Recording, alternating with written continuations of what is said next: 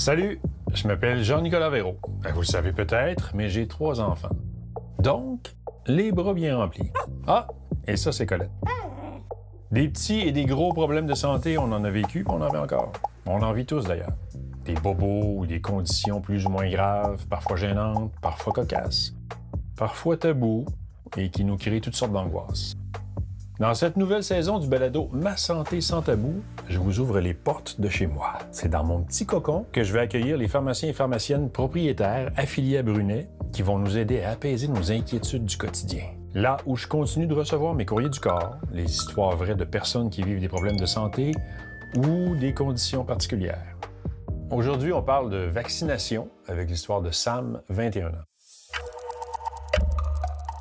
Le courrier du corps. Un soir, avec 2 amis, on a décidé de sortir. On longeait la route pour rejoindre le bar où on a l'habitude d'aller. Sur le chemin, on est passé devant un chantier et une pancarte d'interdiction de stationner. Comme je suis tanné des travaux, je l'ai ramassé et je l'ai emmené avec nous. Bon, j'avoue, c'était surtout pour faire rire mes amis, sauf qu'un de mes amis était super stressé. Il avait peur que la police nous arrête et nous demande ce qu'on faisait avec une pancarte de la ville. Il a essayé de me l'arracher des mains, mais je me suis pas laissé faire et on a continué à se bousculer comme ça sur le bord de la route. Il a finalement réussi à me l'enlever et on a continué notre chemin. Mais là, je me suis mis à sentir un truc humide sur mon bras. J'ai regardé par terre et j'ai vu qu'il y avait du sang. J'ai suivi les traces et j'ai réalisé que j'étais ouvert au niveau de l'épaule. Je me suis retourné vers mon ami, un peu paniqué, mais il comprenait d'où ça venait. On a fait marche arrière jusqu'à la pancarte abandonnée et c'est là que j'ai vu qu'il y avait un énorme clou dessus. Le clou était rouillé avec des traces de sang, de mon sang. Je suis remorqueur dans la vie et mon boss m'avait déjà dit d'aller faire mon vaccin contre le tétanos parce qu'on travaille tous les jours avec des voitures rouillées, mais je n'avais jamais pris le temps de le faire. J'ai pensé à ça et j'ai commencé à avoir peur.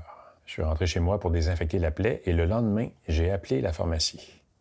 J'ai raconté mon histoire et quelques heures après, le pharmacien m'a fait mon vaccin. J'avais un peu peur de la douleur. J'aime pas trop les aiguilles, mais le pharmacien m'a rassuré et m'a surtout dit qu'avoir le tétanos, ce serait encore moins le fun. Un clou rouillé, ça, c'est ma phobie. Par contre, je savais pas qu'on pouvait se faire vacciner en pharmacie. Ça, c'est une bonne nouvelle. Les conseils de la pharmacienne. Aujourd'hui, j'ai la chance d'être avec Maude Fizet-Bédard, pharmacienne propriétaire affiliée à Brunet. À quel endroit, Maude? La pharmacie Brunet de Donnacona. De Donnacona. Tu as fait beaucoup de route pour venir jusque chez moi. Merci. Bien, merci à toi de me recevoir. Bien, on est content de te recevoir. Écoute, notre mission, puis ce qu'on va faire aujourd'hui, c'est surtout d'éclairer les gens, de répondre à leurs questions, de diminuer un petit peu leur taux d'anxiété. Aujourd'hui, on parle d'un sujet quand même, je dirais pas un sujet de tout temps, mais beaucoup de l'heure aussi, la vaccination. Sujet important. Et bon, là, pour les besoins de l'émission, je vais être obligé de dire mon âge. J'ai 57 ans. Quel vaccin je suis censé avoir, moi? En fait, tout d'abord, ça dépend des vaccins qu'on a reçus dans notre enfance. Donc, le calendrier régulier de vaccination chez l'enfant, ça contient plusieurs vaccins, dont la diphtérie, la coqueluche, le tétanos, la polio, la rougeole, la rubéole, hépatite A, hépatite B, méningocoque, pneumocoque et VPH. OK, mon souvenir, il n'y en avait pas autant. Effectivement, il y en a beaucoup. Donc, si jamais on a des doses qui manquent à l'âge adulte, des doses supplémentaires peuvent être administrées. Ça peut dépendre également de si on est atteint de certaines conditions chroniques qui nous mettent plus à risque de développer certaines maladies, donc qui nécessitent une vaccination plus spécifique. Il y a aussi certains vaccins qui sont recommandés annuellement, comme la grippe et la COVID, mais aussi certains vaccins qui sont recommandés à partir d'un certain âge parce que le risque de développer les infections peut augmenter avec l'âge, comme le zona et les infections à pneumocoque. Donc, comme pharmacien, on est apte à évaluer, à prescrire et à administrer les vaccins pour nos patients. Sinon, en pharmacie, on trouve aussi des équipes d'infirmières qui peuvent mettre à jour le calendrier vaccinal. J'ai reçu l'histoire d'un jeune homme aussi, Maude, qui s'est fait vacciner. Après, ça a été fait rentrer un clou rouillé dans le bras. C'est un peu ma phobie, moi, autour de la maison quand je travaille, des patentes rouillées. Si on n'est pas à jour au niveau de ces vaccins, est-ce que c'est possible de se faire vacciner après qu'on soit potentiellement exposé à la maladie? Certainement. Il y a 3 scénarios qui sont possibles après une exposition potentielle au tétanos. Ça dépend du type de plaie, puis ça dépend aussi de nos antécédents vaccinaux. Donc, tout d'abord, le premier scénario, c'est de recevoir une dose de vaccin contre le tétanos. Le deuxième scénario possible, c'est de recevoir une dose de vaccin, mais accompagnée d'une dose d'immunoglobuline. OK. Ça permet de gagner une efficacité plus rapidement. C'est quoi ça? Excuse-moi, je t'interromps. Immunoglobuline, c'est une dose que tu reçois en plus, c'est ça? Exactement. Ça permet vraiment au système immunitaire de développer des défenses plus rapidement parce que c'est important d'agir rapidement là, après une exposition potentielle. Le troisième scénario possible, c'est de ne rien recevoir du tout. Donc, en fait, si nos antécédents vaccinaux nous couvrent bien, si la plaie n'est pas à risque de tétanos, en fait, on peut tout simplement juste guérir la plaie et faire rien d'autre. Est-ce que ce que tu me dis, c'est que si tu as déjà reçu un vaccin contre le tétanos, t'es couvert? T'es couvert à vie? En fait, ça dépend du nombre de doses qu'on a reçues puis du délai de notre dernière dose. C'est pour ça que le meilleur réflexe quand on a une exposition potentielle au tétanos, c'est de se déplacer ou d'appeler notre pharmacien pour qu'il puisse évaluer la plaie puis évaluer nos antécédents vaccinaux. Combien de temps on a pour réagir? Là? Mettons, je travaille dans le cours, là, puis je me rentre un beau clou rouillé dans la main. Là. J'ai combien de temps pour me revirer de bord? En fait, bien qu'il faut agir le plus rapidement possible, on a 72 heures quand même. pour recevoir une dose de vaccin. Okay. Donc, pas besoin d'aller attendre à l'urgence si jamais notre pharmacie est fermée. On peut tout simplement attendre au lendemain matin. Mais l'idéal, c'est de les appeler avant de se déplacer pour s'assurer qu'ils offrent bel et bien ce service. OK. Ça agit de quelle façon, un vaccin, sur le corps? Un vaccin, ça contient un ou des agents qui apprennent à notre corps à se défendre contre la maladie ou les maladies ciblées par le vaccin. Donc, quand on administre le vaccin, le système immunitaire réagit à l'agent du vaccin et va produire des défenses, des anticorps contre la maladie pour protéger contre une exposition éventuelle. C'est comme une faible dose de la maladie en tant que telle? C'est un peu ça? Non, c'est plus complexe que ça. Exactement. Hein? C'est comme un plan qui est envoyé à ton corps? Ça ressemble à ça. Ça va apprendre à notre corps à fabriquer les anticorps contre la maladie. Donc, c'est grâce à la mémoire de notre système immunitaire qu'on réussit à être bien protégé grâce à nos vaccins. Bon, avec la COVID, là, on a vu qu'il y a beaucoup de gens qui étaient réfractaires à la vaccination. Hein? Y a-t-il une raison à ça? Je pense que ce qui a fait peur avec la COVID, ça a été le développement rapide des vaccins. Il faut savoir que pour qu'un vaccin soit commercialisé, il doit passer à travers plusieurs étapes pour assurer son efficacité, sa sécurité.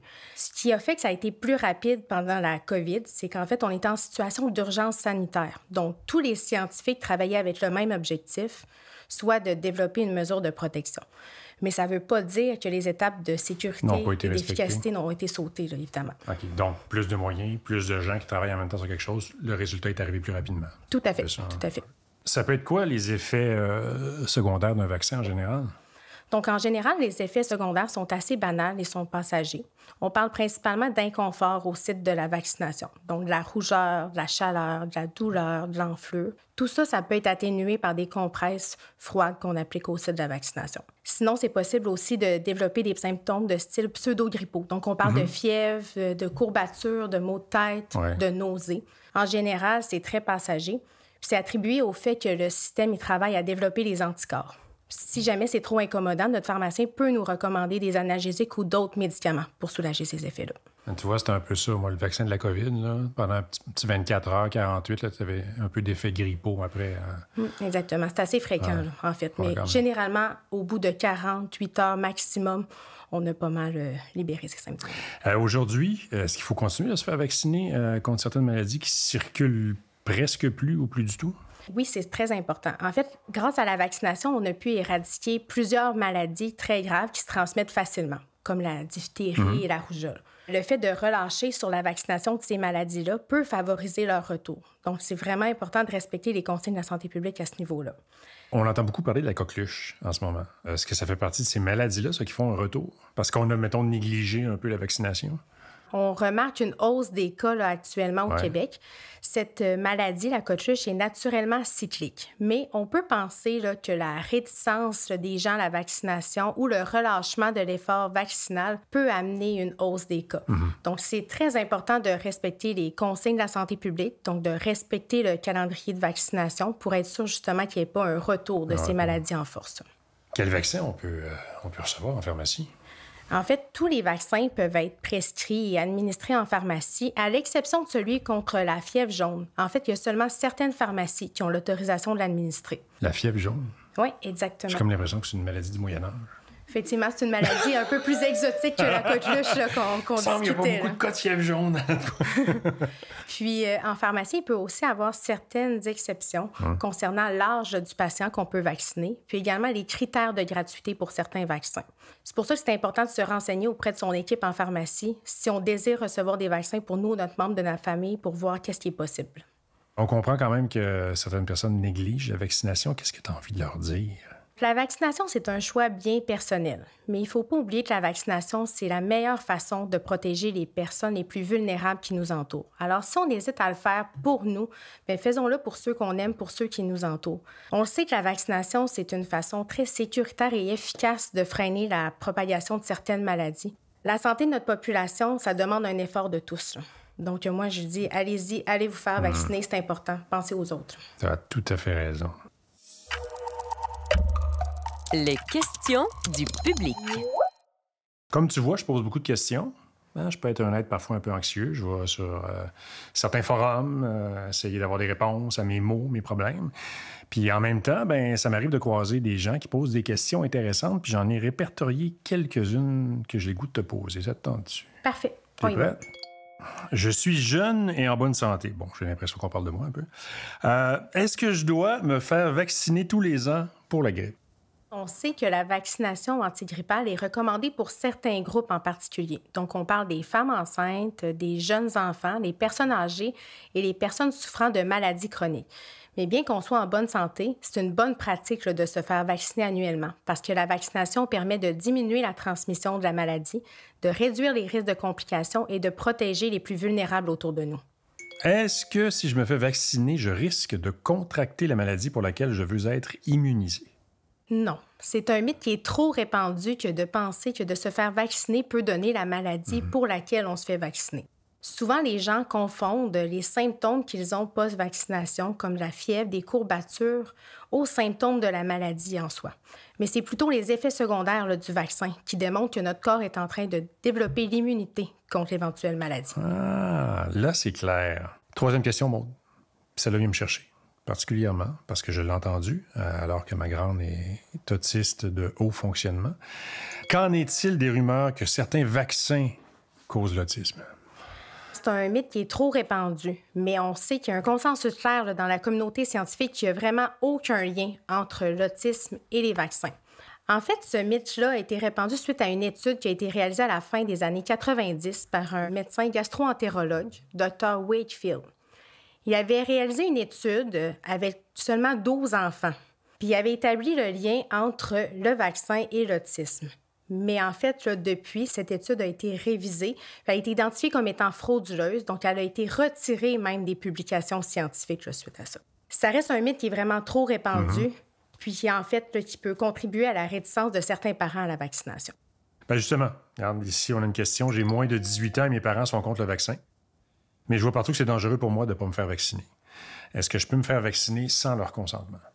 Au Québec, la majorité en termes de santé est de 14 ans et non de 18 ans. Ce qui veut dire que les personnes âgées de 14 ans et plus peuvent prendre toutes les décisions qu'elles veulent au niveau de leur santé, dont la décision de se faire vacciner. Les personnes âgées de moins de 14 ans doivent par contre avoir le consentement de leurs parents ou de leur tuteur légal. Donc, il faudra attendre nos 14 ans pour reprendre le retard de notre vaccination si nos parents étaient en désaccord avec ça.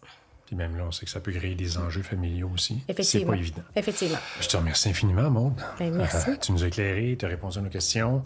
On a bien compris que c'est un enjeu de société, puis qu'on le fait pour soi, mais on le fait aussi pour ceux qui nous entourent. Je te remercie infiniment. Bien, merci à toi, Jean-Nicolas. Et je convie tous nos auditeurs à être là au prochain balado, parce qu'on est encore là pour vous aider, répondre à vos questions, puis prenez soin de vous. Ce balado est un contenu publicitaire payé par Brunet. Les pharmaciens propriétaires affiliés à Brunet sont les seuls responsables de l'exercice de la pharmacie.